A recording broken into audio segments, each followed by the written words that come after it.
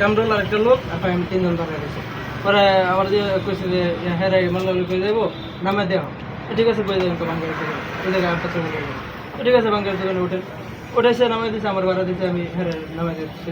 এই তো তোমার গাড়ি যে মুট কথা তোমার গাড়ি যে নেহারা বেচছে আর কি আমার গাড়ি বলতে এটা তখন হলো ভাড়া নিছে আর তোমারে। হ্যাঁ হ্যাঁ ঠিক আছে না, ভাড়া বলতে তো আমি ভাড়া মারতেছি রোডে, ভাড়া মাত্র লয়ে নিছে।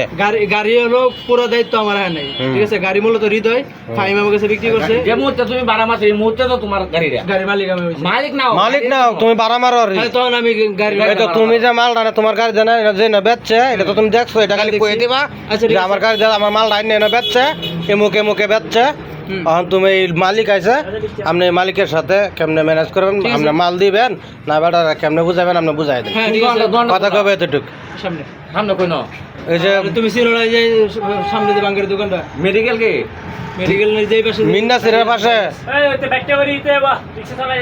এই যে পাশে বাইটে করে কোন এলাকাতে ভিডিও শেষ বুঝছো না। ঠিক আছে। যেমন এই ভিডিওটা করার মানে হলো তুমি সন্ধ্যার সময় আমরা না গেলে যাই দিবা তোমরা কামের দূর। তোমার কেমনে আমি কি ফলে